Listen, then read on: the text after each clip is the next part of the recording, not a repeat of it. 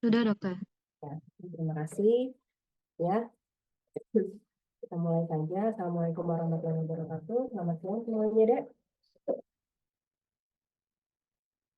Apa kabar? Sudah makan semua? Sudah, dokter. Alhamdulillah sudah makan semua ya. Sehat semua ya. Hmm.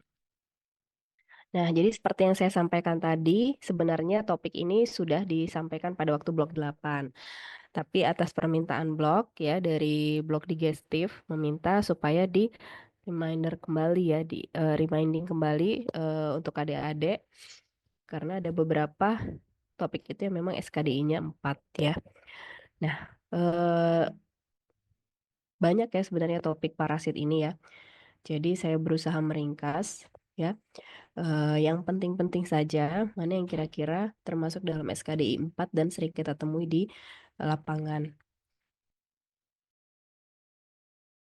Jadi topik kita hari ini adalah nematoda ya, em, nematoda baik itu sebenarnya ada intestinal dan nematoda darah jaringan, tetapi kita di sini akan lebih ke fokus ke digestif ya. Jadi intestinal nematode yang kemudian akan dibagi menjadi STH dan non STH atau soil transmitted helminth dan non soil transmitted helminth. Ya, ini kan kemarin dibawakan oleh Dokter Dalila ya kalau nggak salah.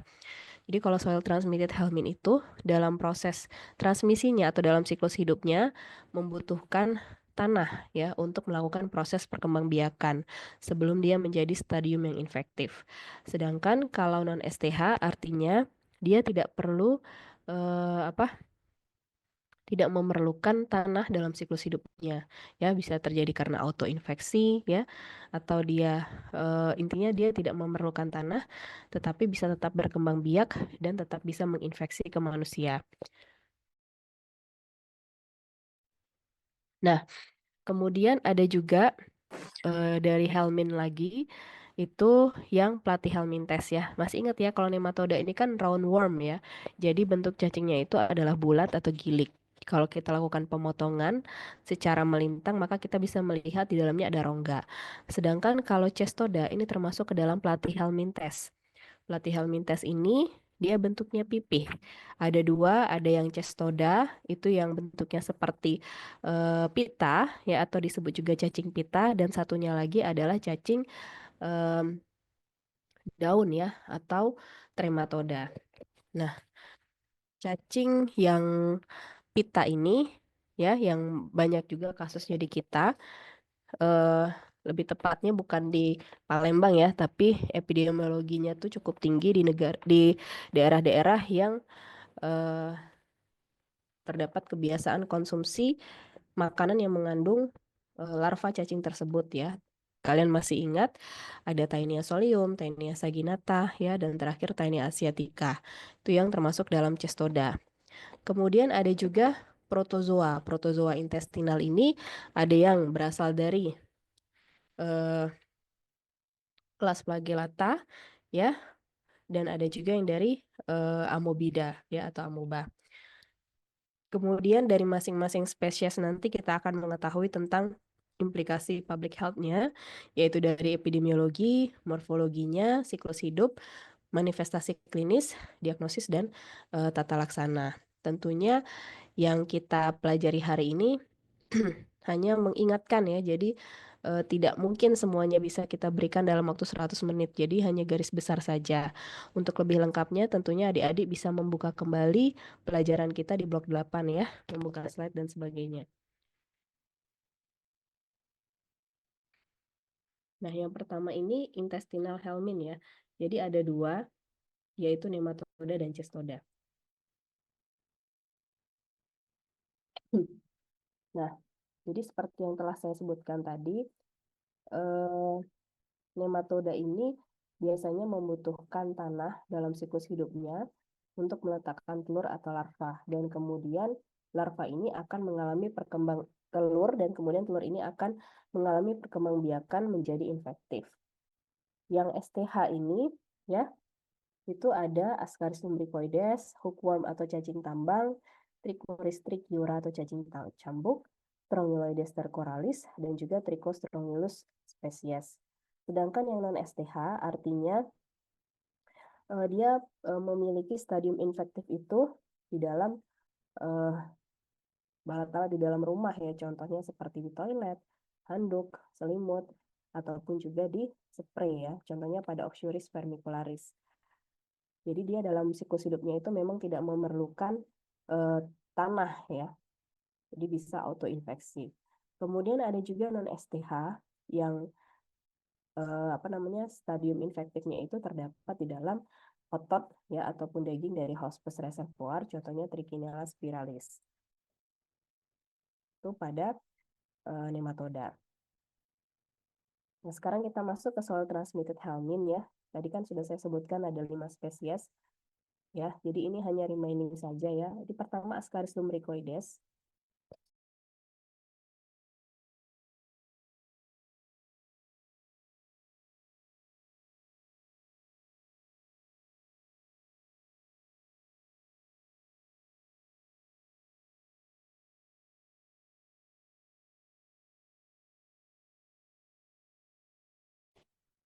Izin dokter ke mute.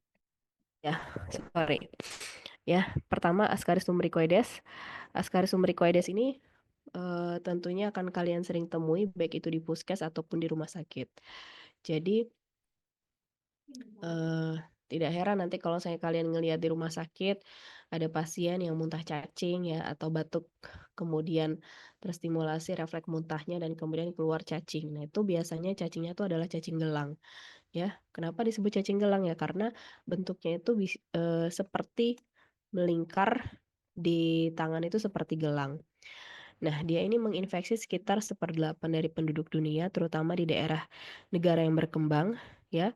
Dan disebut juga neglected disease ya. Jadi, neglected tropical disease ini atau penyakit yang terabaikan, artinya memang sebenarnya dia tidak mendapat perhatian yang cukup baik dari para peneliti ataupun juga dari masyarakat.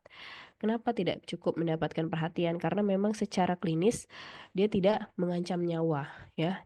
Tetapi kalau terjadi secara kronis tentunya dia dapat menimbulkan berbagai kerugian ya. Jadi masalah kesehatan, kemudian juga masalah perkembangan kognitif pada anak dan sebagainya. Seperti itu ya. Karena dia tidak berdampak yang serius, makanya disebut sebagai neglected tropical disease, sama seperti penyakit parasit yang lainnya.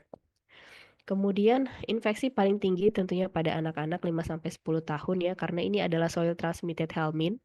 Jadi memang pada orang-orang atau anak-anak yang sering berkontak dengan tanah gitu ya. Kemudian merupakan nematoda terbesar yang menginfeksi manusia. Jadi kalian bisa melihatnya secara langsung dengan kasat mata.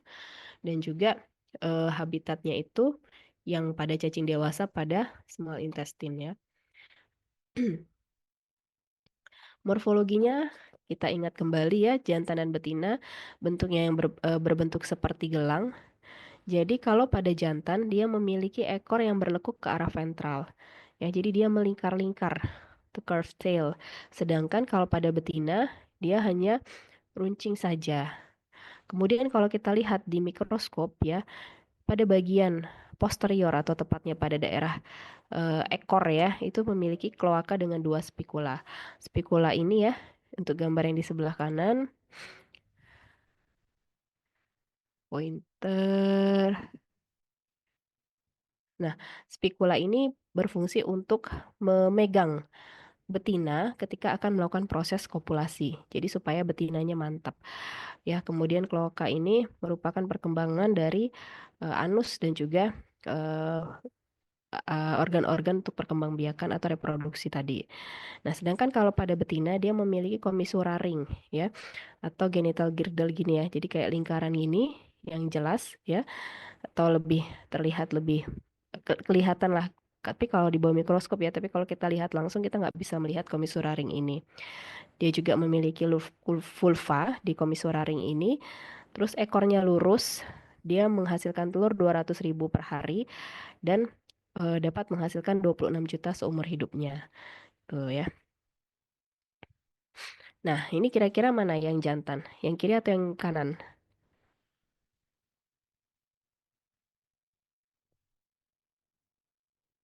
Ada yang bisa kasih komen? Yang jantan kiri atau kanan ya? Kiri. Ya, betul yang kiri ya. Tadi kita lihat bahwa bentuk ekornya itu curved tail dan mengarah ke arah ventral. Sedangkan kalau ekor yang betina ini lurus saja. Kemudian bagaimana bagian anteriornya? Nah, bagian anteriornya dia memiliki 3 buah bibir. Ya, 2 bibir itu 2 pasang bibir di ventrolateral dan 1 lagi di mediodorsal. Mediodorsal, ventrolateral ya. Jadi ada sepasang itu di ventrolateral atau di ventral dan 1 lagi di mediodorsal. Kemudian untuk telurnya. Nah, ini ya. Jadi kalau saya adik-adik ada yang tertarik untuk melakukan penelitian soil transmitted helminth pada skripsi nanti, biasanya topik kakak tingkat itu eh, identifikasi telur soil transmitted helminth pada sayur, contohnya gitu ya. Entah itu sayur tomat, selada, atau kubis, timun ya, kemangi itu udah sering dilakukan. Atau identifikasi telur STH pada lalat di tempat penampungan akhir ya, tempat pembuangan akhir di mana. Atau juga identifikasi telur STH atau kejadian infeksi STH pada feses anak-anak SD gitu ya, atau pada penderita HIV dan sebagainya. Itu biasanya tiap tahun selalu menjadi topik favorit. Nah, apa yang harus kita ketahui yaitu telur ya. Jadi telur-telur STH inilah yang akan diidentifikasi ya. Jadi telur pada Ascaris ini dia ada 2 macam, itu ada infertil dan fertil. Untuk yang fertil ya, dia memiliki 3 lapisan, yaitu lapisan albuminoid itu yang lapisan terluar ya, yang bentuknya bergerigi seperti ini. Kemudian ada lapisan tengah yang disebut sebagai hialin bening dan kemudian juga ada lapisan lipoid. Nah, sedangkan kalau yang infertil ya, unfertil ini yang sebelah kanan ya, beda bentuknya. Kalau unfertil ini dia bentuknya lebih lonjong, bukan bulat. Tuh. Kemudian ada yang disebut sebagai decorticated. Apa yang disebut decorticated? Decorticated adalah ketika lapisan albuminoidnya hilang. Jadi dia bentuknya lebih mulus. Seperti itu ya. Nah, kemudian untuk isinya kita bisa melihat ada yang hanya berupa sel, ada juga yang telur berisi larva. Yang mana yang infeksius? Ada yang masih ingat? Ada yang masih ingat dari keempat telur ini mana yang sifatnya infeksius? Atau kalau seandainya ada individu yang mengkonsumsi makanan terkontaminasi salah satu dari 4 telur ini, ya, mana yang bisa menyebabkan infeksi? Ada yang masih ingat? Yang memiliki larva, Dok. Ya, betul ya. Jadi yang embryonated. Jadi sudah mengandung embrio atau larva. Ya, jadi kalaupun kita menemukan secara mikroskopis ada telur fertil, artinya kan dia sudah dibuahi, ya, kemudian termakan itu tidak akan menimbulkan infeksi. Kenapa? Karena dia membutuhkan waktu di tanah untuk berkembang menjadi larva dulu. Tapi ketika kita mengkonsumsi makanan yang mengandung telur yang embryonated sudah pasti bisa terjadi infeksi, gitu ya. Jadi walaupun dia fertil telah dibuahi tapi belum tentu dia bersifat infeksius. Tuh ya. Nah, kebanyakan telur-telur yang adik-adik kakak tingkat kalian temui itu yang fertil ya. Jadi dia memang belum sempat berkembang menjadi larva. Dia masih membutuhkan waktu sekitar 2 sampai 3 minggu untuk menjadi embryonated. Nah, ini ya. Coba kita morfologi di sebelah kiri atas ini apa nih yang saya tunjuk ini? Telur apa kira-kira?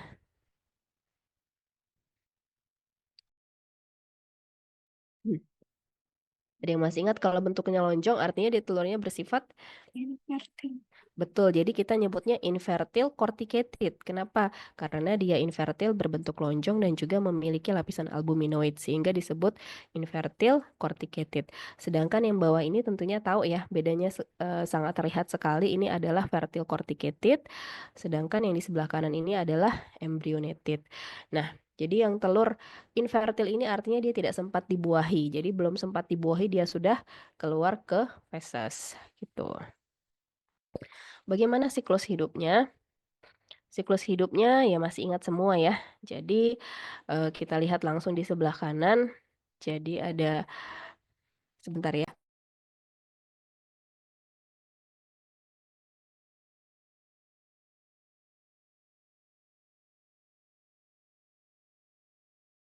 Jadi ada individu yang dalam fesesnya itu mengandung telur, ya. Ada yang fertilisasi atau ya fertile egg, ada juga yang halo? Ada yang fertil dan juga ada infertil.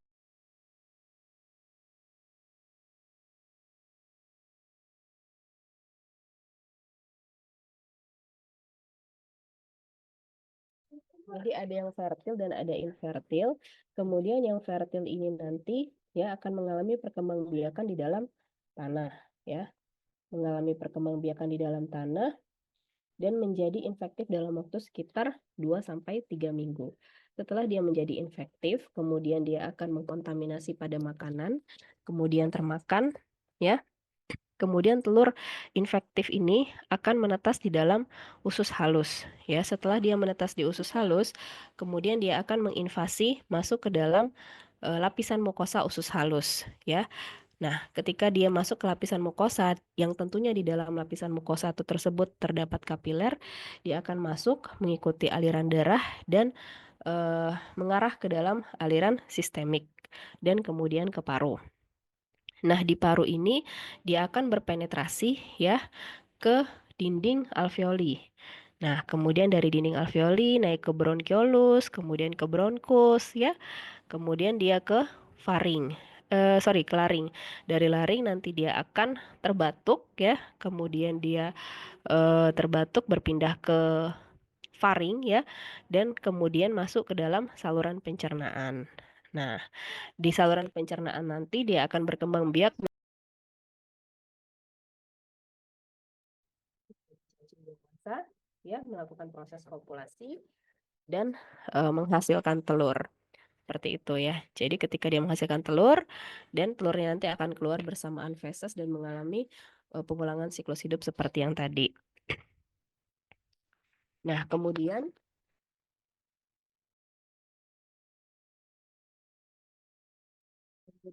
tadi ya waktu dia prepaten ini artinya masa mulai dia larva itu sampai terjadi proses larva yang tadi tertelan ya sampai dia mengalami eh, proses perkembangbiakan yang bertelur itu selama 2 bulan.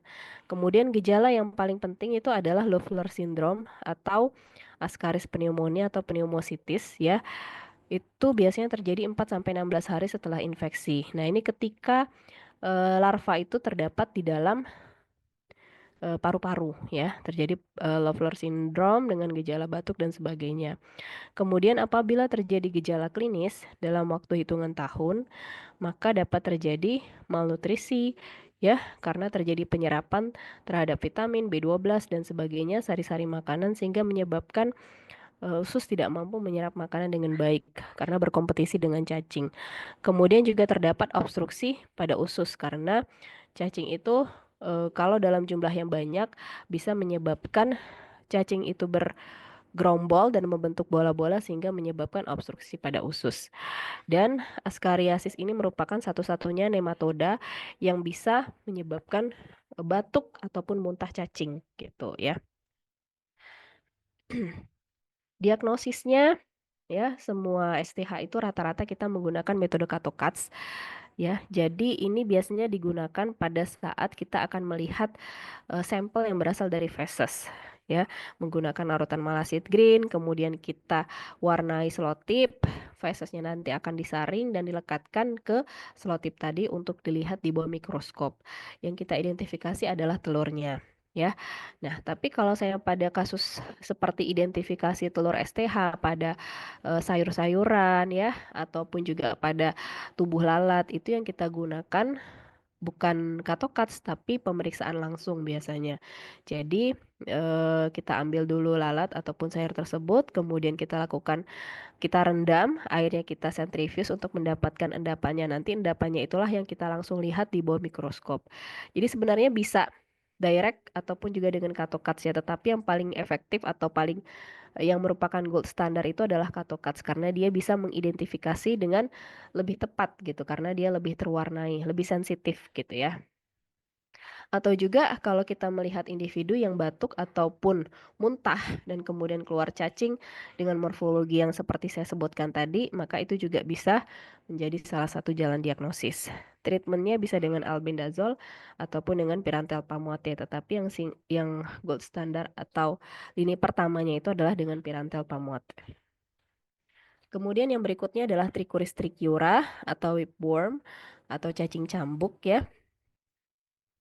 Jadi cacing cambuk ini sama pada negara-negara yang berkembang, tetapi 90% infeksi itu sifatnya asimptomatik atau tidak bergejala kecuali pada yang mengalami infeksi berat. Sama, jadi kalau dia kasusnya itu banyak telur yang tertelan, artinya akan banyak cacing dewasa di dalam ususnya, itu yang bisa menyebabkan infeksi yang berat. Habitatnya di cecum dan colorectum ya. Jadi bukan di small intestine. Nah, ini adalah morfologinya. Jadi ingat aja cambuk ya. Cambuk itu kan pada bagian anteriornya itu ya, itu lebih halus ya. Halus atau seperti benang. Itu sekitar 3/5 bagian, sedangkan 2/5 bagian ini yang lebih gendut, yang merupakan daerah posterior. Yang pada bagian anterior ini hanya berupa mulut dan esofagus, sedangkan pada bagian posterior ini berisi organ-organ intestinal dan juga reproduksi. Nah, kemudian cacing jantan ini ya, dia eh, cacing jantan dan cacing betina dewasa ini dia melekat atau habitat utamanya itu pada kolon. Nah, pada bagian anterior ini dia yang masuk ke dalam mukosa usus ya. Jadi bagian anterior ini yang masuk ke dalam mukosa usus sehingga di dalam usus nanti hanya terlihat pada bagian posteriornya saja. Nah, pada daerah situ dia fix, jadi dia menetap di sana gitu ya. Ini gambarannya ya. eh yang di bagian posterior itu yang tebal, sedangkan bagian anterior itu yang tipis atau halus. Nah, untuk telurnya, jadi saya rasa telur ini sangat mudah sekali diidentifikasi ya, yang paling khas. Sedangkan kalau pada telur Ascaris itu, dia kadang kalau kita lihat pemeriksaan fekses ataupun juga pada sampel lalat atau selada itu seringkali kita menemukan kontaminan yang bentuknya mirip sekali dengan telur Ascaris. Ya, jadi susah dibedakan. Dan kita harus benar-benar melihat lapisan dindingnya ya. Terus kemudian melihat lapisan albuminoidnya apakah benar-benar keriting seperti tadi atau hanyalah kontaminan saja. Karena banyak sekali kontaminan seperti biji tumbuhan atau sel-sel tumbuhan yang mirip seperti itu. Sedangkan kalau pada Trichuris trichiura ini sangat mudah sekali diidentifikasi. Jadi jarang sekali kita ketemu kontaminan yang bentuknya seperti ini. Apa itu? Yang pertama, dari kenop ya, clear kenop atau mucoid plaque ini yang terdapat pada kedua kutub, ini sangat mudah sekali kita temui ya, dan ini sering ditemukan oleh kakak tingkat kalian ya. Nah, siklus hidupnya seperti apa?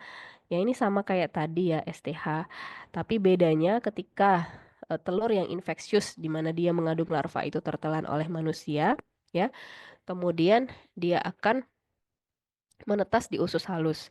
Nah, kemudian larva itu nanti akan keluar dan bermigrasi menuju ke kolon. Nah, di kolon dia baru mengalami perkembangbiakan menjadi dewasa dan melakukan proses kopulasi dan menetap di situ. Yang tadi saya bilang dia akan menginvasi mukosa usus dengan menggunakan bagian anterior dari tubuhnya, gitu ya.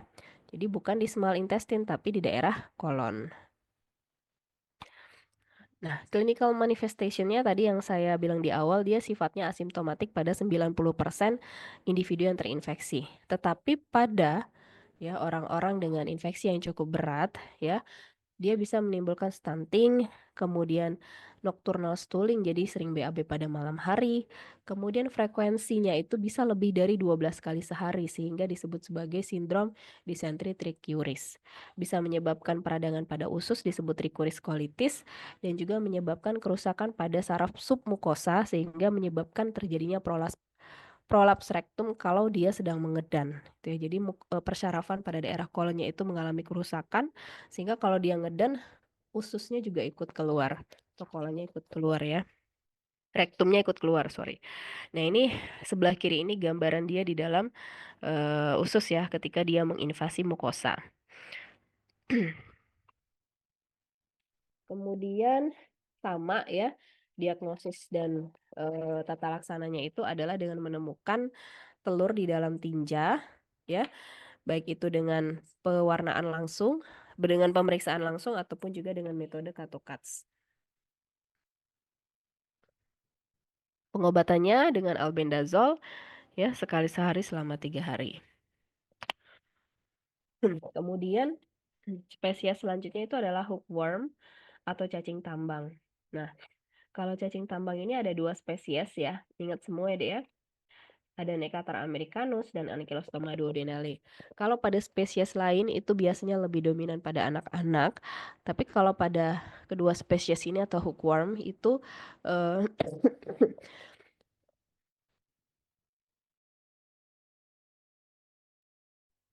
apa kecacingannya itu tidak dipengaruhi oleh usia. Jadi mau dia dewasa, mau anak-anak, tuh semuanya memiliki resiko yang sama untuk terinfeksi. Nah, jadi dia epidemiologinya terdapat pada 600 juta kasus, di mana 44 juta diantaranya itu adalah wanita yang sedang hamil. Kemudian yang menyebabkan ini berat karena dia bisa menyebabkan anemia defisiensi besi. Ya, kalau sudah mengalami anemia defisiensi besi dapat menyebabkan penurunan baik itu secara fisik maupun intelektual. Karena itu, ya, karena itu dia bisa menyebabkan kegagalan kognitif pada terutama pada anak-anak. Nah, meskipun dua ini spesies Necator americanus ankylostoma ini dua-duanya hookworm, tapi yang paling sering menyebabkan infeksi itu adalah Necator americanus. Sedangkan Ankylostoma duodenale ini hanya terdapat pada beberapa lokasi seperti India, ya, Afrika. Tapi kalau Necator americanus ini tersebar di seluruh dunia, termasuk Indonesia. Habitatnya yaitu pada usus kecil, ya, atau usus halus. Kemudian lifespan atau masa hidupnya sekitar 1 tahun untuk ankylostoma, sedangkan untuk Necator americanus ini sekitar 3 sampai 5 tahun. Nah, ini ya, ingat bedanya. Nah, kalau Necator americanus ya, dia kedua-duanya ya, saya langsung membandingkan saja Necator americanus dengan Ankylostoma duodenale. Jadi dua-duanya memiliki bursa copulatrix pada bagian posterior jantan ya. Kemudian untuk female ya sebenarnya sama ya, ini ukuran female. Bedanya kalau jantan itu dia punya bursa copulatrix, kalau yang betina dia nggak punya. Tapi kalau jantan itu ukurannya lebih kecil daripada betina. Untuk bukal kapsul, baik itu jantan dan betina ya, jadi dia memiliki 1 pasang lempeng kitin. Itu untuk Necator americanus. Sedangkan kalau duodenale memiliki 2 pasang lempeng kitin. Jadi kira-kira yang Necator sebelah kiri atau sebelah kanan ini?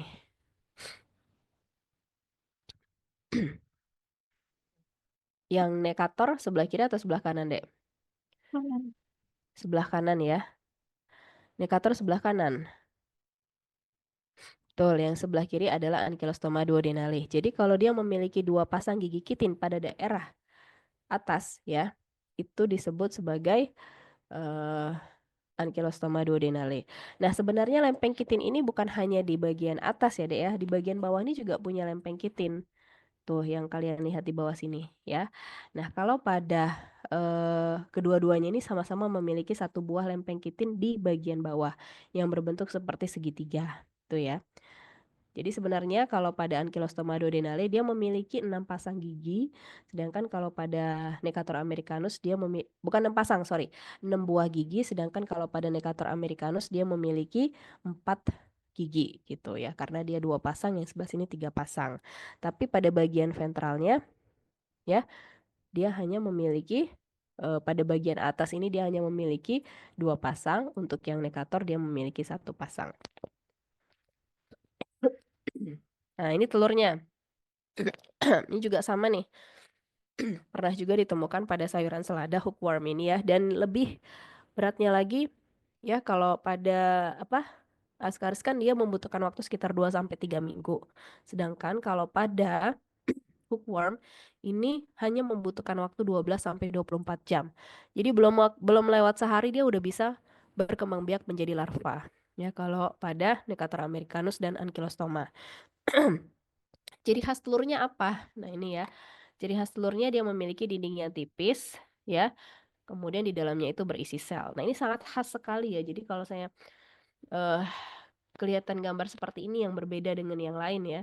Jadi kalau yang lain kan ada lapisan dindingnya banyak ya. Kemudian juga ada yang punya knop. Kalau dia ini hanya lapisan tipis saja dan di dalamnya ada sel. Siklus hidupnya. Nah, kalau yang tadi, dua spesies tadi, itu biasanya terjadi transmisi melalui proses makanan yang terkontaminasi ya, menelan makanan yang terkontaminasi. Tapi kalau hookworm itu transmisinya terjadi melalui penetrasi. Nah, jadi larva filariform ya, yang sudah menetas dari telur yang terdapat di tanah, itu berpenetrasi ke kulit. Nah, bedanya di situ ya. Dia berpenetrasi ke kulit, kemudian dia eh apa namanya masuk ke dalam sirkulasi ya, kemudian masuk ke dalam sirkulasi, kemudian masuk ke dalam paru, kemudian di paru nanti dia akan eh, menembus dinding alveoli, kemudian naik ke dalam bronkus, kemudian dia ke faring, ya dari faring nanti dia akan tertelan, ya dan kemudian baru dia masuk ke dalam usus halus. Nah, di sana di usus halus dia baru berkembang dan kemudian menjadi cacing dewasa. Dari situ kemudian dia baru mengalami proses perkembangbiakan ya, menghasilkan telur dan telurnya baru keluar bersamaan dengan feses. Jadi proses transmisi yang terjadi itu berbeda. Berbedanya di mana dia melalui proses penetrasi kulit terlebih dahulu. Ya, dari penetrasi kulit masuk ke sirkulasi ya, kemudian masuk ke dalam paru ya, baru mengikuti aliran paru ya, tertelan baru masuk ke dalam saluran pencernaan untuk sampai ke habitatnya. Jadi bedanya di situ ya.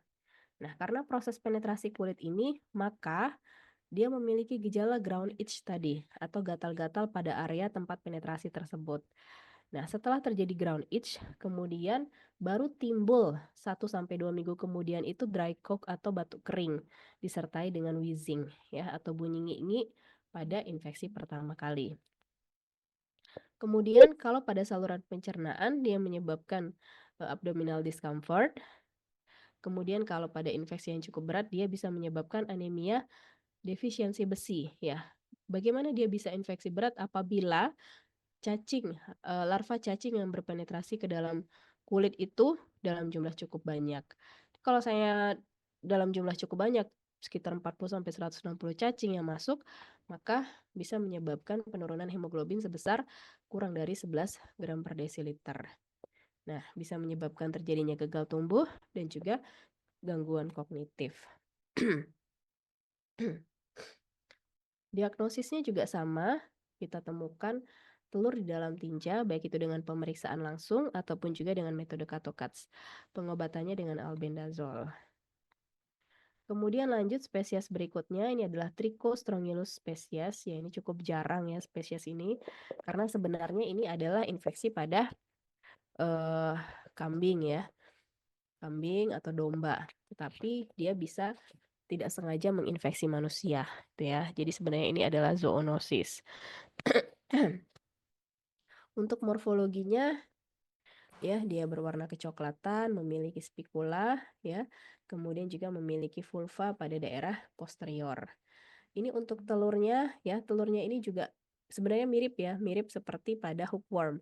Jadi dia punya dinding yang tipis yang mengandung morula.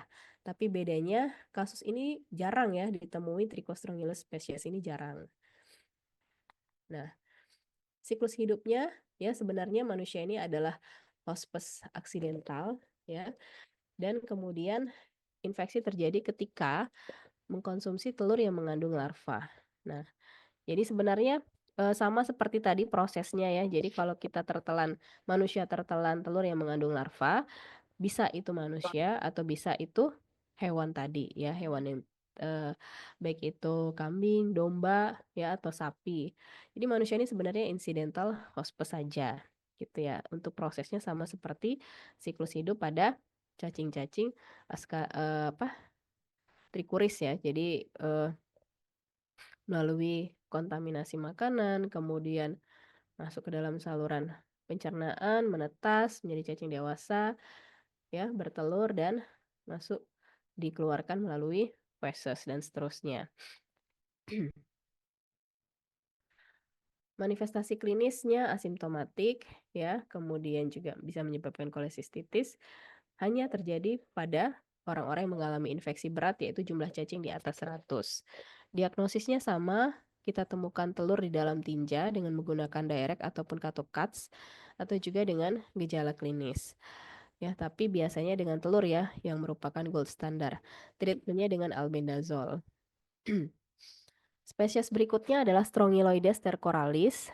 Kalau Strongyloides stercoralis ini unik ya. Jadi dia tuh uniknya itu pada siklus hidupnya. Ya, kita lihat penyebabnya ini bisa terjadi karena kontak langsung pada tanah yang terkontaminasi ataupun aktivitas yang berhubungan dengan tanah ya. Nah, morfologisnya seperti ini ya. Jadi sama ya dia punya spikula pada bagian posterior ya untuk proses perkembangbiakan. Kemudian juga kalau di sini nggak terlihat ya sebenarnya yang disebutkan di sini ada sepasang uterus mirip tanduk yang berisi telur atau bifurkasio uterus. Nah, di sini nggak terlihat ya karena harus dilihat dengan mikroskop yang cukup jelas ya dan spesiesnya juga kita nggak punya di sini ya. Kemudian dia ada, karena tadi larvanya mirip ya, mirip, dengan larva, Trichostrongylus, mirip dengan larva hookworm, ya. Jadi kadang kita menggunakan metode Haradamori atau kultur, ya. Telurnya juga mirip, jadi kita harus menggunakan metode lain.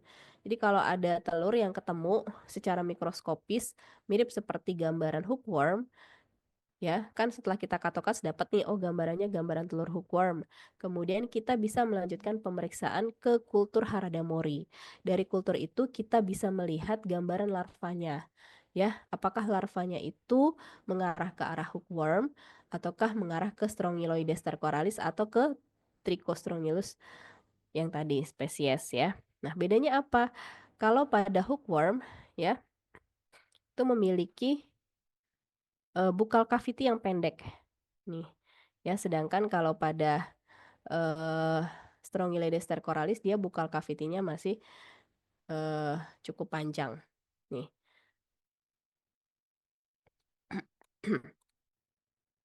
Ini beda yang kiri dan kanan ya. Kemudian morfologi telurnya nih ya. Nih, ini telurnya kan mirip seperti pada telur hookworm ya, tapi kalau yang di sini dia sudah mengandung larva, tapi kalau dia masih mengandung morula, dia susah dibedakan. Siklus hidupnya, yang tadi saya bilang unik, dia ada 3 jenis siklus hidup ya. Ada yang free living cycle, ada parasitic cycle, ada auto infection cycle. Tuh ya. Nah, kalau free living cycle itu ya, jadi larva yang ingat dulu ya, larva yang bersifat infeksius itu adalah larva filariform. Filariform artinya dia bentuknya lebih halus seperti benang. Nah, kalau larva yang keluar dari telur itu disebut sebagai larva rhabditiform atau larva yang baru menetas itu larva rhabditiform. Jadi, larva rhabditiform keluar dari feses ya, bisa menjadi larva filariform ataupun juga eh, free living cycle tadi. Ya, bisa menjadi dewasa ataupun dewasa jantan ataupun betina, kemudian dia mengalami proses kopulasi ya, kemudian menghasilkan telur, di mana telur akan menetas menjadi larva rhabditiform, ya, kemudian berkembang menjadi larva filariform. Larva filariform bisa berpenetrasi ke kulit. Nah, kemudian baru dia masuk ke siklus parasitik. Nah, jadi ternyata si Strongyloides stercoralis ini dia juga bisa mengalami perkembangbiakan tanpa di dalam tubuh manusia. Disebut sebagai free living cycle. Itu ya. Jadi dia bisa berkembang biak di tanah ya tanpa membutuhkan inang. Sedangkan pada sisi lain dia juga bisa bersifat parasit. Nah, ketika dia menginfeksi manusia dan berkembang biak di dalam tubuh manusia, disebut sebagai siklus parasitik atau parasitic cycle. Nah, jadi larva filariform yang telah berkembang biak di tanah ini ya bisa masuk ke dalam kulit manusia. Kemudian dia bisa larva ini bisa masuk ke dalam aliran darah ya sama seperti pada hookworm tadi ya. Kemudian menembus dinding alveoli ya, naik ke dalam bronkiolus, ke bronkus. Kemudian terjadilah refleks batuk, masuk ke dalam faring, tertelan, ya, dan kemudian masuk ke dalam saluran pencernaan. Di saluran pencernaan tadi dia akan berkembang biak menjadi cacing dewasa, ya, dan kemudian dapat mengalami proses partenogenesis. Jadi tanpa melalui proses perkembangbiakan kopulasi dengan jantan, dia tetap bisa menghasilkan telur, gitu ya. Dan kemudian menghasilkan larva rhabditiform. Larva rhabditiform dapat dikeluarkan melalui feses dan menjadi free living cycle ya. Jadi memiliki siklus hidup yang free living tadi atau juga bisa mengalami autoinfeksi ya. Jadi dari parasitic cycle ini dia bisa ke kiri, ke free living cycle atau bisa juga ke ini autoinfeksi yang selanjutnya. Nah, pada autoinfeksi ini ya, jadi kan tadi sudah dalam bentuk larva filariform ya di dalam saluran pencernaan, kemudian dia bisa berpenetrasi masuk ke dalam mukosa intestinal. Ya, bisa terjadi internal autoinfeksi. Jadi dari usus tadi yang filariform itu bisa balik lagi masuk ke dalam mukosa, kemudian masuk ke dalam aliran paru ya, masuk ke dalam aliran paru, kemudian ke dinding alveoli, ke bronkiolus, bronkus, kemudian dia tertelan kembali, masuk ke dalam saluran pencernaan dan menjadi dewasa. Itu autoinfeksi atau internal autoinfection. Nah, atau bisa juga filariform ini bergerak ke daerah perianal ya, sekitar anus dan kemudian mengalami penetrasi. Sama kalau dia penetrasi di tanah tadi. Ya, sama halnya dengan dia penetrasi di tanah. Itu namanya external autoinfection gitu ya. Nah, ini hanya terjadi pada Strongyloides stercoralis dan Capillaria philippinensis. Tapi yang Capillaria philippinensis ini kasusnya belum ditemukan di sini ya, di Filipina. Nah, oleh karena ada berbagai macam rute transmisi ya, rute penularan ini sehingga menyebabkan Strongyloides stercoralis ini kalau dia sudah menginfeksi dia bisa persisten gitu ya. Jadi dia bisa di tanah, kemudian penetrasi ke kulit, bisa juga di dalam tubuh manusia itu menghasilkan telur tanpa jantan dengan proses partenogenesis dan menghasilkan larva ya. Larva nanti bisa menembus saluran bisa menembus mukosa dan terjadi proses internal autoinfeksi atau juga bisa melalui perianal tadi. Jadi proses ini yang menyebabkan dia terjadi infeksi yang persisten. Manifestasi klinisnya yaitu anemia, konstipasi, batuk ya karena ada jalur paru tadi, diare ya, pneumonitis eosinofilik, kemudian nausea, muntah dan juga penurunan berat badan. Diagnosisnya yaitu dengan adanya larva pada tinja. Treatmentnya sama dengan albendazole ya. Jadi kalau STH ini biasanya kita menggunakan albendazole. Tapi kalau saya pada cestoda itu biasanya menggunakan praziquantel ya. Trematoda. Kemudian lanjut ke non STH. Nah, non STH ini artinya dia terjadi infeksi itu tanpa atau proses siklus hidupnya itu tidak memerlukan tanah dalam proses perkembangbiakannya. Ada pertama spesies Oxyuris vermicularis atau Enterobius vermicularis atau kalau dulu kita kenalnya waktu SMA dulu cacing kremi ya. Orang awam menyebutnya cacing kremi atau pinworm. Atau bisa juga disebut Enterobius vermicularis ya. Jadi kalau di buku-buku atau di jurnal itu kadang ada yang menyebutnya Oxyuris, kadang ada yang menyebutnya Enterobius vermicularis. Epidemiologinya biasanya lebih sering menyerang pada anak-anak di bawah usia 18 tahun ya, atau orang-orang yang merawat anak-anak yang terinfeksi ya, atau juga orang-orang yang berada pada institusi seperti di rumah sakit dan sebagainya. Jadi dia bisa bersifat epidemiologi. Bukan, sorry, bersifat endemis ya, atau prevalensinya itu bisa mencapai 50% karena penularannya ini bukan hanya melalui kontaminasi makanan saja. Morfologinya. Morfologinya bisa dilihat di sini ya, di sebelah kanan. Kalau yang jantan ini kayak cacing Ascaris tadi ya, jadi ada curve tail tadi ya, jadi melengkung ke arah ventral juga. Sedangkan yang betina ini lancip gitu. Kemudian ini gambaran telurnya ya. Nah, kalau telur pada Oxyuris vermicularis ini, dia khasnya itu adalah salah satu sisi itu flat atau datar, sedangkan salah satu sisinya itu cembung. Nah, ini khas ya. Jadi kalau telur-telur cacing yang lain itu kan pada bulat atau oval, tetapi sama simetris kiri dan kanan. Sedangkan kalau pada Oxyuris vermicularis ini dia beda, tidak simetris. Satunya itu flat, satunya itu apa namanya, cembung gitu. Dan di dalamnya itu mengandung larva. Bagaimana siklus hidupnya? Jadi siklus hidupnya itu kayak autoinfeksi gitu ya. Kalau kita lihat tuh kayak oral anal infection seperti pada protozoa gitu ya. Jadi dia memang tidak membutuhkan tanah dalam proses hidupnya seperti pada cacing STH sebelumnya ya. Jadi ketika ada individu yang terinfeksi ya, dengan cara tertelan telur. Nah, tertelan telur ini ya bisa lewat tangan, bisa lewat makanan, bahkan bisa lewat inhalasi.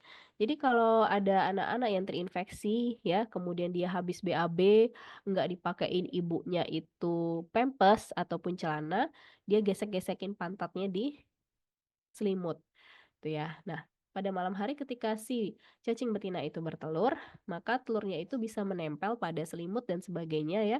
Selimut, handuk, mainan, spray ya ataupun juga toilet tempat duduk. Nah, kalau saya anak itu tidur-tiduran dan kemudian tidak sengaja terhisap telur yang menempel, itu bisa mengalami infeksi lagi ya. Atau juga orang lain yang menjaga anak itu ya. Atau juga ada mainan, habis garuk-garuk pantat kemudian megang mainan. Itu juga bisa merupakan jalan transmisi. Tuh.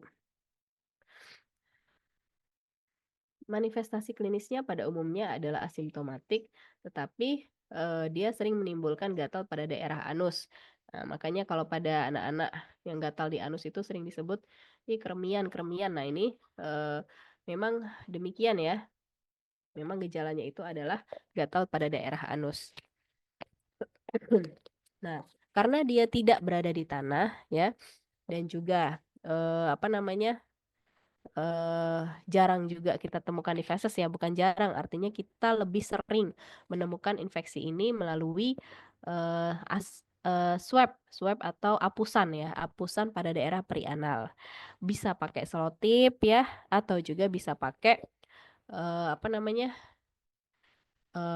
kayak swab gitu tetapi sudah ada perekat pada daerah, eee, tempat kita menghapus di daerah sekitar perianal itu, gitu. Nah, kemudian cacing betina pada malam hari daerah anus mengeluarkan sekret, terus juga menyebabkan terjadinya gatal di daerah anus atau pruritus ani. Ya, karena gatal yang sangat hebat pada daerah ani, maka menyebabkan pada malam hari anak itu menjadi cengeng, kurang tidur, sering garuk-garuk pada daerah anus ya. Karena kurang tidur tadi menyebabkan sekitar mata berwarna kehitaman atau disebut sebagai dark shadow super eyelids atau kalau kita bilangnya mata panda.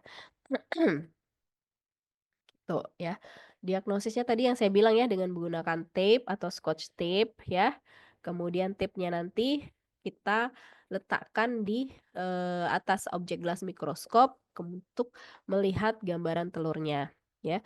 Jadi proses scotch tape ini bukan setiap saat bisa dilakukan, tapi lebih baik dilakukan pada pagi hari sebelum dia BAB ya atau sebelum dia mandi untuk mencegah telurnya terlepas gitu ya.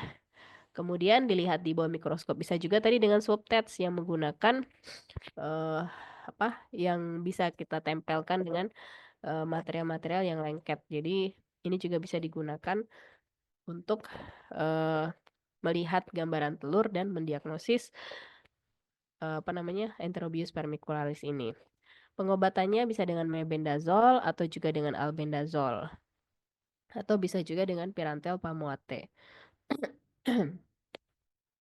Tuh ya, itu tadi adalah spesies STH dan non STH ya. Saya rasa semua adik-adik di sini pada ingat semua ya. Jadi kita hanya mengulang saja. Selanjutnya ini adalah intestinal cestode ya. Ada beberapa spesies ya, ada Taenia saginata, Taenia solium, asiatica ya. Banyaklah spesies di sini yang udah kalian eh, baca dan juga hafal pada waktu blok 8. Tapi di sini saya lebih menekankan ke Taenia saginata dan solium ya, dan sedikit tentang Taenia asiatica. Karena 3 spesies ini yang paling sering infeksinya terjadi pada daerah endemis. Ya. Nah, selain cacing dewasanya bisa menyebabkan infeksi, ya tentunya kalian ingat ada beberapa larva dari cacing tersebut yang ternyata juga bisa menyebabkan penyakit pada manusia. Ada yang namanya kista hidatit ya akibat echinococcus, yaitu kista yang terdapat pada daerah hepar ya, daerah abdomen. Kemudian ada juga Cysticercus cellulosa atau larva dari Taenia solium ya. Ada juga Cysticercus hymenolepis nana, ada juga Sparganosis. Sparganosis ini yang larva yang berjalan-jalan di atau mengembara di tubuh ya, bisa ke daerah mata atau ke daerah mana saja lah bisa, namanya dia mengembara ya. Morfologi secara umum ingat ya. Jadi cestode ini kan cacing pita, ada scolex, kemudian ada neck atau leher, ada proglotit atau segmen ya. Nah, bentuknya pipih seperti pita. Segmennya ada 3, ada yang unmature, ada yang mature, dan juga ada yang gravid. Kalau unmature artinya dia belum mengalami perkembangbiakan organ reproduksi. Kalau mature artinya dia sudah mengalami perkembangbiakan organ reproduksi sehingga sudah siap untuk melakukan proses kopulasi. Kalau yang gravid artinya sudah mengalami proses kopulasi dan di dalamnya itu sudah mengandung telur. Nah, biasanya semakin ke ujung atau semakin ke distal, itu biasanya yang ada itu adalah proglotit gravid. Sedangkan semakin ke proksimal atau mendekati leher, itu adalah proglotit yang unmature atau immature. Nah, kemudian proses pembentukan proglotit ini diawali oleh leher tadi. Jadi leher inilah yang membentuk proglotit ya. Sedangkan hook ini atau scolex ini dia berfungsi untuk melekatkan diri eh, pada dinding usus gitu ya. Pertama, Taenia saginata. Ingat ya, ini adalah beef tapeworm atau cacing pita yang terdapat pada sapi ya. Tapi hospes definitifnya itu adalah manusia. Jadi dia mengalami proses perkembangbiakannya itu pada manusia. Tapi sapi hanya sebagai hospes perantara. Jadi di sapi ini terdapat Cysticercus atau larva pada dagingnya.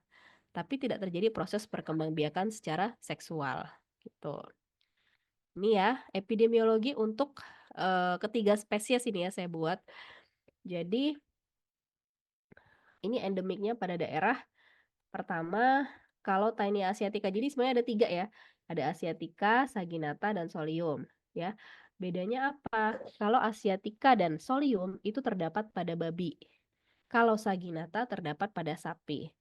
Nah, bedanya kalau asiatica terdapat pada organ bagian dalam babi. Jadi bukan pada daging ya, hanya terdapat pada organ bagian dalam babi. Jadi, pada daerah yang hobi mengkonsumsi organ bagian dalam babi tanpa dimasak dengan baik, maka di situ merupakan lokasi endemis dari Taenia asiatica. Apa contohnya? Di Sumatera Utara. Ya, jadi di Sumatera Utara itu, ya, ini saya baca dari literatur ya, Dek ya, bukan buat-buat. Jadi di Sumatera Utara itu ada makanan namanya sangsang atau hinasumba yang memang dibuat dari organ bagian dalam babi yang tidak dimasak, jadi hanya dibumbui saja. Nah, makanya di daerah situ justru Tania asiatica yang lebih endemis. Kemudian Di Bali. Di Bali itu ada namanya lawar. Jadi lawar itu adalah daging sapi atau daging babi. Dagingnya ini ya, bukan organ tapi daging atau otot yang hanya dibumbui saja dan sering dimakan pada acara-acara adat, upacara-upacara adat. Makanya di daerah Bali justru yang endemis itu adalah Taenia saginata dan Taenia solium. Termasuk juga di daerah Papua. Gitu ya. Jadi hati-hati. Ya, hati-hati. Saya rasa di sini mungkin sudah tahu ya. Jadi kalau ke daerah-daerah tersebut sudah hati-hati untuk tidak mengkonsumsi makanan atau daging yang tidak dimasak dengan baik. Nah, morfologinya apa? Pertama, Taenia saginata, ya. Jadi kita lihat dulu skoleksnya. Skoleksnya ini dia tidak memiliki kait ya. Jadi dia hanya punya 4 bibir. Jadi semua spesies dari Taenia ini punya 4 bibir semua. Bedanya kalau Taenia saginata ini tidak punya kait ya. Hanya solium yang punya kait. Kemudian bagaimana morfologi proglotit grafit ya. Jadi kita bisa bedain dari proglotit grafit. Dia memiliki cabang uterus berjumlah ya 16 sampai 20. Jadi kalau kita ingat ya waktu kita praktikum blok 8 kan kita hitungin satu persatu tuh cabangnya berapa ya?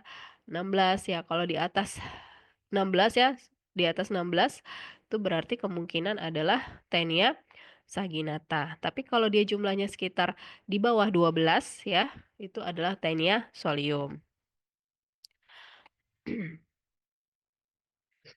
Nah, ini siklus hidupnya.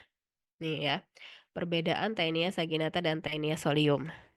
Jadi, infeksi pada manusia itu terjadi kalau mengkonsumsi daging yang tidak dimasak dengan baik dan dagingnya itu mengandung larva atau Cysticercus, ya. Nah, itu nih ya dari yang gambar yang infected ini. Jadi di dalam daging atau otot dari sapi atau babi mengandung Cysticercus termakan oleh manusia ya. Kemudian di dalam saluran pencernaan nanti larvanya itu mengalami ekskistasi menjadi cacing dewasa ya dan mengalami proses perkembangbiakan. Nah, ingat kalau pada Taenia ini dia sifatnya hermaprodit, beda dengan nematoda. Kalau nematoda kan dia harus bertemu dulu, kopulasi dulu jantan dan betina. Tapi kalau pada cestoda ini, yang Taenia ini, dia tidak perlu ya. Jadi bisa terjadi perkembangbiakan dengan sesama proglotit grafit atau yang paling sering itu adalah dengan satu proglotit grafit itu sendiri ya. Jadi di dalam satu itu kan sudah ada alat kelamin jantan dan betina. Jadi ketika sperma dikeluarkan ya, nanti ada zat kimiawi eh yang akan menyebabkan sel telur itu turun dan terjadi proses fertilisasi. Jadi tanpa kopulasi dia sudah bisa menghasilkan sel telur. Setelah dikeluarkan bersamaan dengan feses, maka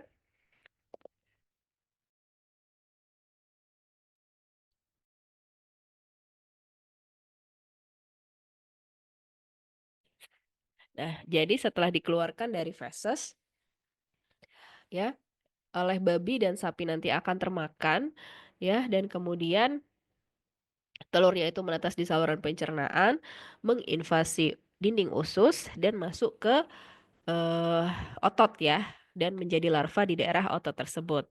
Terus menjadi larva ya, sampai dia dimakan oleh manusia. Baru dia bisa berkembang biak menjadi cacing dewasa. Nah, bedanya dengan Taenia solium ya. Ya jadi kalau Taenia saginata dan asiatica itu tidak menyebabkan penyakit sistiserkosis. Tapi kalau pada Taenia solium ya, kalau pada Taenia solium ya, itu sistiserkus juga bisa terjadi pada manusia. Jadi ketika manusia mengkonsumsi telur, telur dari Taenia solium, maka telurnya itu bisa menginvasi dinding usus halus dan kemudian masuk ke dalam aliran darah ya dan ke berbagai organ ya. Bisa masuk ke otak, mata, otot, jaringan di bawah kulit ya dan menimbulkan penyakit sistiserkosis. Itu ya. Sisi sarkosis tadi. Ini hanya terjadi pada Taenia solium saja. Atau nggak mesti lewat tertelan telurnya dari makanan ataupun dari kontaminasi ya. Tapi ketika ada infeksi pada Taenia, infeksi Taenia solium pada manusia, ya, kemudian terjadi refleks apa namanya, peristaltik yang terbalik ya, jadi retrograd, kemudian terjadi muntah ya, maka telur yang awalnya terdapat pada saluran pencernaan bagian bawah itu bisa naik ke atas dan menyebabkan telur tertelan kembali. Nah, ketika telur tertelan kembali, maka telur itu bisa menetas dan kemudian menjadi cysticercus. Gitu ya. Jadi ada literatur yang mengatakan demikian ya, tapi lebih banyak yang dominan itu adalah ketika manusia mengkonsumsi telur yang berasal dari kontaminasi makanan gitu. Nah ini ya, ini perbedaan siklus hidup pada 3 cacing pita di tubuh manusia. Jadi hanya Taenia solium yang bisa menyebabkan human cysticercosis. Oleh karena itu kasus ini banyak ditemukan di Bali ya, sedangkan kalau di Medan itu kita jarang menemukan cysticercosis. Ya, meskipun mereka makan daging babi yang tidak dimasak dengan baik atau lebih tepatnya organ ya, tapi mereka lebih sering mengalami eh, penyakit Taeniasis akibat Taenia asiatica, di mana Taenia asiatica ini hanya menyebabkan infeksi pada saluran pencernaan sama halnya seperti Taenia saginata. Itu ya deh ya bedanya. Manifestasi klinisnya tentunya kalau dia di saluran pencernaan seperti biasa ya, penyakit pada saluran pencernaan, diare, perasaan tidak nyaman dan sebagainya. Nah, tapi kalau dia mengalami sistiserkosis atau larva yang terdapat pada berbagai organ tubuh manusia, maka tergantung di mana lokasinya. Kalau lokasinya di otak, tentunya dia bisa menimbulkan gejala pada sistem saraf pusat ya, kejang tanpa adanya riwayat epilepsi. Kemudian kalau pada di bawah kulit bisa menyebabkan seperti tumor pada bawah kulit ya. Kemudian kalau di dinding usus ya bisa menyebabkan ketidaknyamanan pada usus dan sebagainya. Diagnosisnya tentunya menemukan telur atau proglotit grafit. Tapi pada umumnya kita akan menemukan proglotit grafit deh.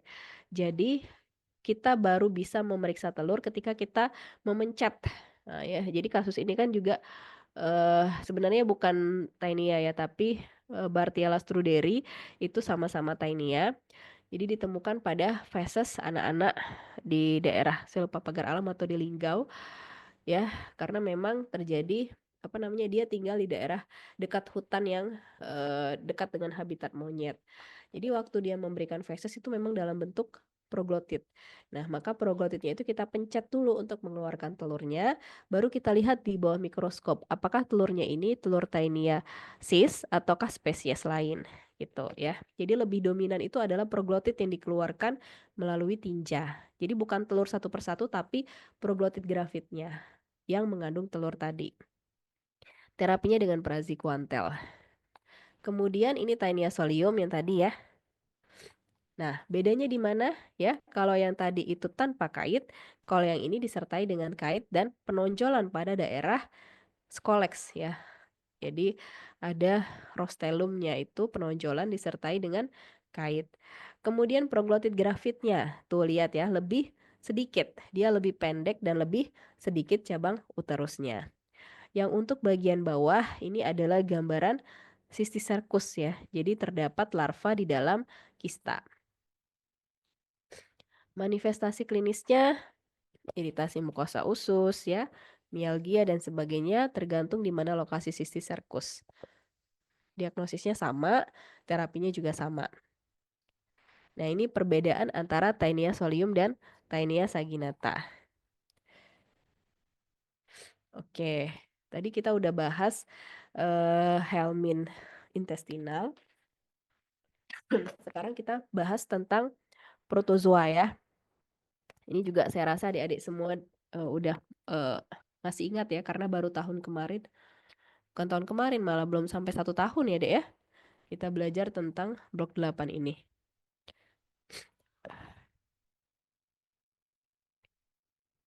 Oke, jadi kalau untuk proto ini ya, seperti yang sudah pernah kita bahas sebelumnya, ya, ada rhizopoda, ada mastigophora, ada sporozoa dan ada ciliata ya. Ada yang alat mobilitasnya itu berupa kaki semu, ada yang berupa flagel, ada yang tidak punya alat gerak, ada juga yang berupa silia pada seluruh tubuh. Nah, yang hari ini akan kita lihat itu adalah yang dari flagel adalah Giardia lamblia dan kedua dari amuba atau yang menggunakan pseudopoda. Pertama dari flagel Tractus digestivus atau Giardia lamblia. Ya, jadi Giardia lamblia ini sangat mudah diidentifikasi ya. Masih ingat ya, bentuknya seperti buah pir, simetris, kayak ada mata, padahal itu adalah inti ya, inti dua dan sebagainya. Hospesnya manusia dan bla bla bla. Epidemiologinya kosmopolit artinya tersebar di seluruh dunia, terutama pada daerah dengan sanitasi buruk, daycare ya, traveler, seks oral, anal ya, terutama pada orang-orang yang eh, menderita AIDS ya. Morfologinya gini. Kalau Giardia dia punya dua stadium yaitu trofozoit dan kista. Yang bersifat infektif adalah stadium kista ya. Masih ingat ya, trofozoitnya di sebelah kanan berbentuk seperti buah pir, simetris, memiliki satu pasang inti, ya, dan memiliki 4 pasang flagel. Kemudian untuk kistanya, ya, mirip seperti pada trofozoit, tapi bedanya dia eh, bentuknya bulat, ya, jadi terdapat di dalam dinding kista, jadi bentuknya bulat di dalam kista, ya. Untuk bagian isinya juga sama. Nah, ini adalah morfologi ya. Jadi ada inti sepasang, ada batil isap ya untuk menempel pada hospes. Kemudian ada 4 pasang flagel, ada benda parabasal, aksostil dan sebagainya.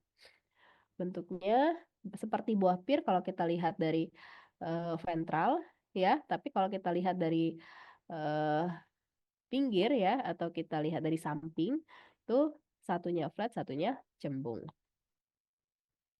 Ini gambaran kistanya.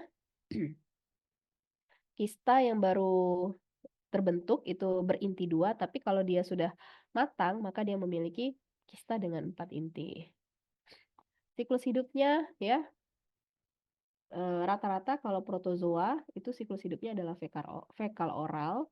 Jadi apa namanya rutenya itu dari feses dia bisa masuk kembali ke dalam saluran pencernaan melalui makanan yang terkontaminasi ataupun minuman yang terkontaminasi, ya. Manifestasi klinis kalau terinfeksi ya ususnya itu memiliki atrofi yang memiliki fili yang mengalami atrofi, kerusakan sel epitel dan sebagainya. Kemudian terjadi malabsorpsi akibat adanya obstruksi mekanis ya. Kemudian ada infiltrasi limfosit, ada enterotoksin akibat giardia dan menyebabkan kerusakan mukosa usus dan defisiensi enzim pencernaan.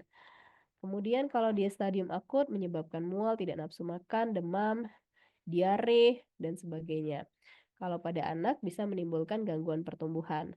Ada gejala lain yang jarang ditemui yaitu urtikaria, kolesistitis, pankreatitis, dan dispepsia pada sebagian kecil kasus. Diagnosisnya kalau dari pemeriksaan feses yaitu secara mikroskopis kita bisa melihat stadium trofozoit ya ataupun kista. Bisa juga dengan melakukan pemeriksaan cairan usus, biopsi usus, ataupun juga deteksi antigen ya. Baik pada fesesnya ya, tapi biasanya pada fesesnya untuk melihat apakah terdapat reaksi antigen antibodi dalam sampel. Terapinya dengan metronidazol. Nah, ini ya gambaran fili usus halus yang normal ya, jonjot-jonjot ususnya itu terlihat sangat bagus ya, tidak rata seperti ini. Tapi kalau seandainya dia sudah mengalami infeksi akibat Giardia, maka dianya akan rata. Jadi jonjot ususnya tidak terbentuk lagi. Ya, ini terapi dan pencegahannya ya. Kalau pencegahan sama ya parasit pada umumnya personal hygiene, sanitasi lingkungan, kemudian klorinasi air minum karena transmisi yang paling sering terjadi pada Giardia ini adalah melalui air minum ya, Dek ya. Kemudian memasak air, makanan dan minuman dengan baik. Selanjutnya yang terakhir ini adalah Ordo Amobida ya. Tapi Ordo Amobida ini terdiri dari 3 spesies yang dimasukkan di sini. Itu ada Entamoeba histolytica, coli, dan juga Gingivalis. Nah, masih ingat ya, histolytica ini dia bisa menyebabkan penyakit amebiasis atau ya diare saja tanpa disertai darah lendir, ya.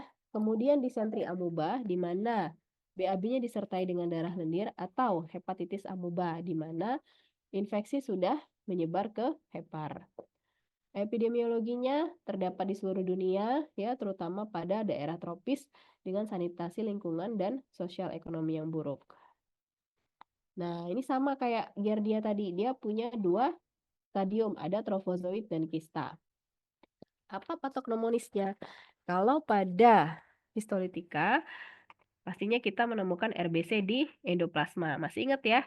Kalau kita udah menemukan ada RBC pada gambaran mikroskopis, nah 90% sudah bisa dipastikan itu adalah entamoeba histolitika. Kemudian kita perhatikan juga ada nukleus. Nah, nukleusnya ini ya, dia memiliki nukleolus atau anak inti, di mana anak intinya ini halus ya.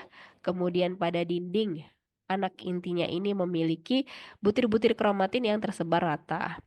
Sedangkan kistanya dia memiliki gambaran yang sama kayak trofozoit, tapi bedanya dia memiliki dinding ya sudah berbentuk bulat tanpa disertai adanya pseudopodia plus ada kromatoid badis yang berbentuk seperti sosis atau lisong. Nah, itu ya. Kista ini ada dua macam. Ada yang matang, ada yang belum matang. Kalau yang matang intinya ada 4 tanpa kromatoid badis. Tapi kalau yang belum matang itu punya inti 1 sampai 2 tanpa disertai dengan kromatoid badis yang berbentuk sosis. Tuh ya. Jadi kalau intinya 1, cari-cari dulu mana ya lisongnya atau sosisnya. Tapi kalau udah inti 4, ya pasti udah nggak ada lagi kromatoidal badis. Nah, ini gambaran trofozoit hingga ke kista. Nih ya, kalau dianya sudah quadrinucleate kiss atau intinya 4, artinya dia sudah matang. Pasti dia sudah tidak memiliki kromatoidal badis. Tapi kalau dia uninucleated atau binucleated, pasti dia masih memiliki kromatoidal badis. Habitatnya ya di kolon ya, terutama kolon ascendant. Reproduksinya bisa dari fase trofozoit, bisa juga fase kista. Kalau trofozoit langsung saja membelah ya, pembelahan biner. Tapi kalau kista intinya saja yang membelah. Nah, ini siklus hidupnya ya. Jadi siklus hidupnya itu kalau yang di luar ya, di luar ini eh, seperti yang tadi ya fekal oral rute. Kalau yang di dalam ini ya, ini proses terjadinya infeksi amoeba ekstraintestinal ya. Jadi yang bisa menyebabkan infeksi ekstraintestinal itu adalah stadium trofozoit. Ya, ketika trofozoit berada di usus, dia bisa menembus ke mukosa usus dan kemudian masuk ke dalam aliran darah dan menyebar ke berbagai organ. Biasanya organ yang terdekat tempat drainasenya darah, tempat drainase darah yang paling banyak dari usus itu kan adalah hepar. Maka hepar yang merupakan tempat yang paling sering terjadi amebiasis ekstraintestinal atau disebut sebagai hepatitis amoeba. Nah, tapi tidak menutup kemungkinan bisa menyebar ke organ lainnya seperti ke paru ya, ke otak atau juga ke organ-organ di sekitar usus ya seperti organ-organ reproduksi. Nah, yang perlu diingat adalah amebiasis ditularkan oleh pengandung kista. Jadi, pengandung kista itu justru memiliki feses yang padat ya. Jadi kalau dia memiliki feses padat, kesannya kan sehat, padahal sebenarnya dia adalah karier atau pembawa kista yang bisa saja bersifat infeksius. Jadi, justru orang-orang yang mengalami diare, di mana di dalamnya ada trofozoit, itu justru adalah individu yang tidak bersifat infeksius. Meskipun dia diare, ternyata fesesnya itu tidak mengandung parasit yang bersifat infeksius. Jadi, justru harus hati-hati oleh orang yang fesesnya padat atau mengandung kista. Oleh karena itu kita harus mengobati secara keseluruhan ya. Siapa tahu orang yang tidak terinfeksi ya pada satu kelompok atau satu keluarga itu justrulah yang mengandung kista. Ya, jadi meskipun dia tidak memiliki gejala klinis, siapa tahu di dalam fesesnya itu masih mengandung kista yang bersifat infeksius. Patologinya dia menimbulkan lesi baik di intestinal ataupun ekstraintestinal ya.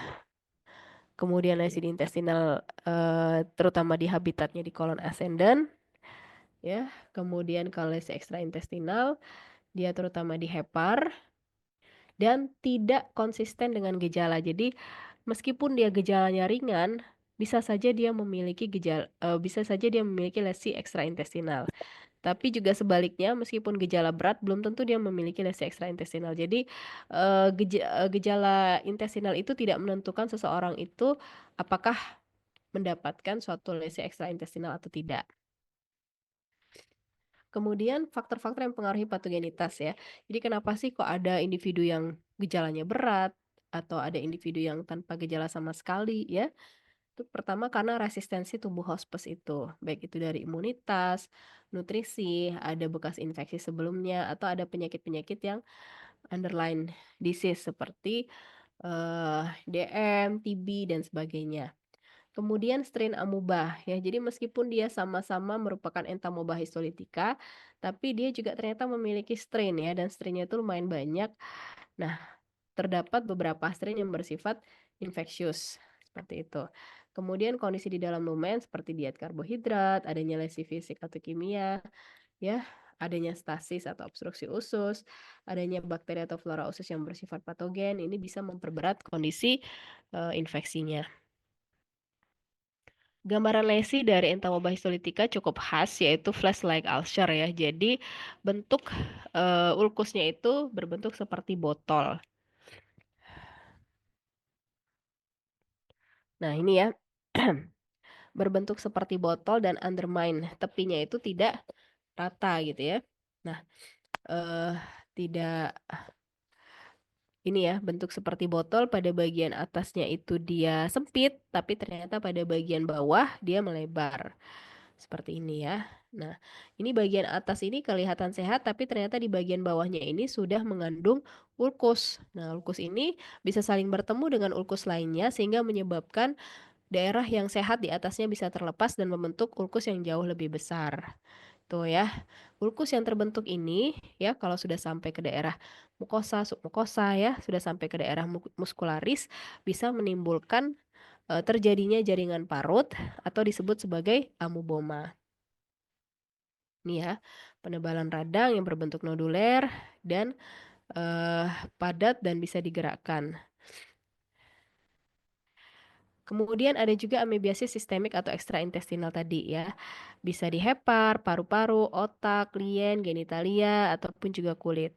Paling sering itu terjadi penyebaran secara hematogen, tetapi bisa juga terjadi penyebaran secara langsung. Contohnya, pada usus yang mengalami infeksi, ya, kemudian usus itu bersebelahan dengan hepar. Itu juga bisa terjadi penyebaran secara ekstensif atau langsung. Tapi yang paling sering itu dari hepar ke pulmo. Jadi dari hepar menembus diafragma, ya, kemudian ulkusnya itu bisa ke pulmo.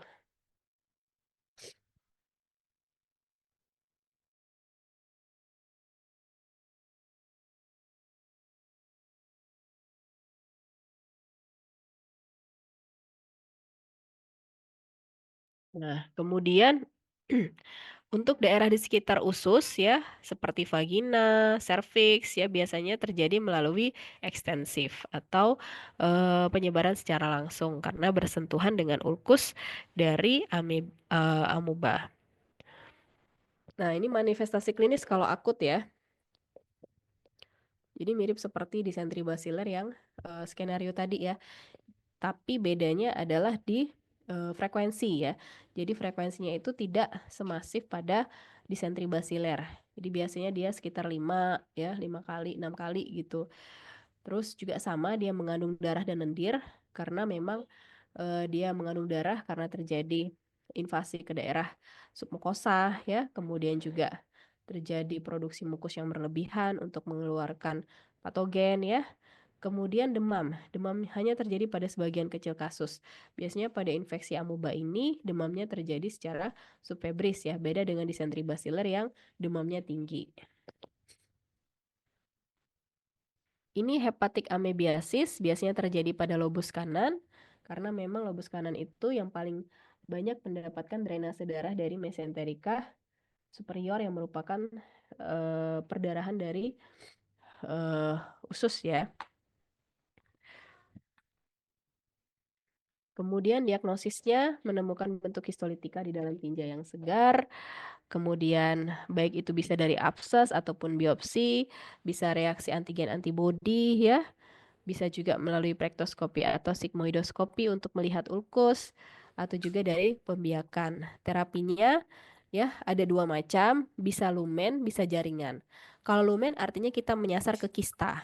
Jadi kita melihat individu ini mengalami amebiasis yang hanya diare saja, jadi tanpa disertai dengan darah lendir. Ya, kita bisa menggunakan iodohidroquinolon ya. Tapi kalau seandainya dia sudah mengalami disentri atau disertai dengan darah lendir ya, atau juga ekstraintestinal, contohnya amebiasis hepar, maka kita bisa menggunakan yang bentuk jaringan dan lumen, contohnya metronidazol ya. Pencegahannya hygiene perorangan ya, menghindari karier, mengobati karier, sanitasi lingkungan yang baik, tidak menggunakan tinja sebagai pupuk ya, mengadakan kontrol insekta karena kita tahu insekta seperti lalat merupakan vektor mekanik ya, mencuci sayuran dari kebun atau juga dari pasar juga kita cuci sama aja ya. Kemudian pendidikan dan penerangan kepada masyarakat ya terhadap bahaya infeksi. Nah, jadi seperti kebiasaan mengkonsumsi lalap itu harus diedukasi bagaimana cara konsumsi lalap yang baik dan kalau bisa makanan itu memang dimasak terlebih dahulu. Selanjutnya Entamoeba coli ya. Nah, ini kemarin juga masuk nih Entamoeba coli. Ya, Entamoeba coli ini flora normal ya. Ya, bukan flora yang bersifat patogen ya. Jadi eh, dia bersifat amoeba non-patogenik. Distribusinya seluruh dunia, habitatnya hidup bebas di dalam lumen usus besar. Morfologinya sama ya, dia punya trofozoid dan kista, tapi bedanya, nah di sini lihat ya, kita sering melihat di bawah mikroskop itu gambaran inti yang kita perhatikan. Kalau yang tadi intinya memiliki anak inti yang halus dan sentral, tapi kalau pada koli dia memiliki inti yang besar dan letaknya eksentrik atau agak ke tepi. Kemudian perhatikan butir-butir kromatin pada dinding eh, inti selnya ya. Dia lebih tebal, tidak rata. Sedangkan kalau pada histolitika tadi lebih halus dan rata atau uniform. Tentunya juga pasti tidak ada RBC. Kemudian untuk kista, kalau yang tadi kistanya itu paling 1 sampai 4 inti, kalau pada Entamoeba coli jumlah intinya itu bisa 1, 8, 1, 4, 8, 16 bahkan sampai 32. Jadi kalau saya ketemu inti lebih dari 8 itu pasti adalah Entamoeba coli. Kemudian kromatoidal badis. Kalau histolitika tadi bentuknya seperti lisong, kalau ini bentuknya seperti jarum, pita, benang gitu ya. Jadi halus. Tapi jangan lupa bahwa kromatoidal badis ini kadang-kadang bertumpuk sehingga membentuk gambaran seperti sosis. Jadi kita lihat ujungnya apakah dia tumpul atau tajam gitu ya. Kalau dia tumpul kemungkinan dia bentuknya lisong atau histolitika tadi. Tapi kalau dia bentuknya tajam-tajam ya, seperti kayak ada serat-seratnya, berarti itu kemungkinan adalah Entamoeba coli. Nah, ini em, siklus hidupnya sama kayak histolitika, dia bersifat komensalisme ya. Tadi diagnosisnya udah saya jelaskan, terapinya tidak ada yang spesifik. Ini cara membedakannya ya. Nih, kalau coli kan khas banget tuh, eksentrik, besar intinya ya. Kalau histolitika dia lebih halus ya. Terakhir, Entamoeba gingivalis ya. Nah, ini seperti yang saya jelaskan kemarin, kenapa sih gingivalis ini penting? Karena untuk mencegah salah diagnosis ketika Entamoeba histolytica itu menginfeksi pada paru. Jadi ketika dia infeksinya itu ekstraintestinal di paru, bisa menimbulkan gejala batuk dan ketika dia batuk, dia akan mengeluarkan dahak bersamaan dengan trofozoit ya. Nah, trofozoit yang di dalam mulut itulah yang harus kita bedakan. Apakah dia merupakan Entamoeba gingivalis atau sebenarnya terdapat infeksi atau fokus yang berada di paru yang diakibatkan oleh Entamoeba histolytica. Entamoeba gingivalis ini biasanya ditemukan pada orang-orang yang memiliki personal hygiene yang jelek, ya, punya kebiasaan merokok, ataupun juga punya penyakit paru yang lama seperti pada orang-orang di ICU yang punya penyakit pneumonia. Seperti itu. Dia sifatnya atau morfologinya hanya ada satu stadium, jadi hanya punya stadium trofozoid saja. Dia nggak punya stadium kista. Oleh karena itu penularannya itu hanya melalui mulut ke mulut ya, ataupun juga melalui alat makan ya, seperti itu. Dia bersifat komensalisme, ya biasanya ditemukan pada sela-sela gigi atau pinggir gusi. Terapinya dengan menjaga oral hygiene ya. Biasanya pada orang-orang yang memang memiliki oral hygiene yang kurang baik. Baik, berikut adalah referensi yang digunakan ya, bisa lewat FKUI, tapi terakhir sudah ada buku baru ya, kolaborasi dari FK Unsri, dari parasitologi FK Unsri dengan berbagai universitas ya. Kalau tidak salah dari Ciputra, kemudian juga Unair, Unpad, terus tuh apalagi ya universitas saya lupa. Jadi ada buku baru yaitu Helminthologi dan Protozoologi. Ini cukup lengkap ya dan bahasanya sangat mudah dimengerti. Dari yang editor utamanya Pak Herbert, tapi penulis lainnya ada juga saya, Dr. Susi dan Dr. Dalilah, Dr. Dwi ya. Tuh. Jadi kalau saya ada yang berminat bisa beli ke ini ada secara online juga ada. Ini buku terbaru yang digunakan dalam referensi sini. Baik, kalau nggak ada pertanyaan, kalau nggak ada pertanyaan, kalau ada yang mau bertanya, silakan boleh ditanyakan, Dek, sebelum saya buka kuisnya.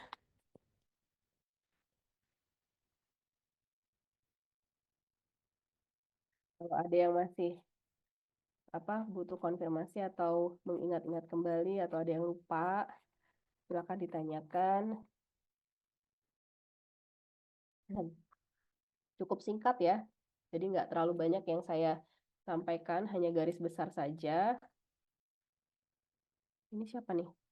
Farel Sucita Haryono. Ini yang WA saya bukan ya? Bentar dulu. Bukan dok, itu teman saya soalnya nggak bisa chat lagi di jalan. Oh ini bukan yang tadi WA saya ya? Kalau ada berapa orang yang ikut Metsko Unja ini? Kalau dari angkatan ini cuma satu dok, yang chat dokter itu lah, benar satu orang. Oh satu orang. Oh ini Farel yang WA ini. Oh gitu ya, mengingatkan gitu ya. Saya pikir, Oke, aja. oh iya ya, oke oke. Saya pikir Farelnya ini ya, apa yang ikut gitu. Kenapa kok bisa ikut Zoom? Oke. Ya, Ya, terima kasih ya Farel. Ada pertanyaan kasih yang dok. lain? Silakan kalau ada yang mau ditanyakan, ada yang masih eh, yang perlu dikonfirmasi ya. Ini jumlahnya masih 222 ya, kalau nggak salah tadi 240 ya. Ini masih ada 20 orang yang nggak ikut.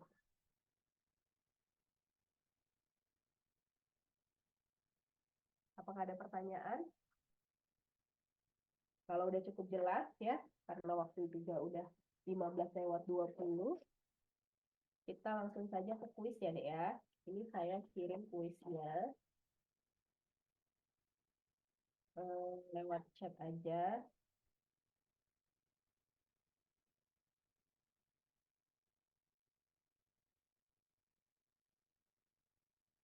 Soalnya nggak susah.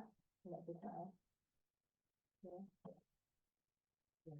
Ini silakan dikerjakan ya. Saya kasih waktu 10 menit. Silakan. Nah, sekarang 15:20 berarti sampai 15:30. Ya, silakan dikerjakan ya.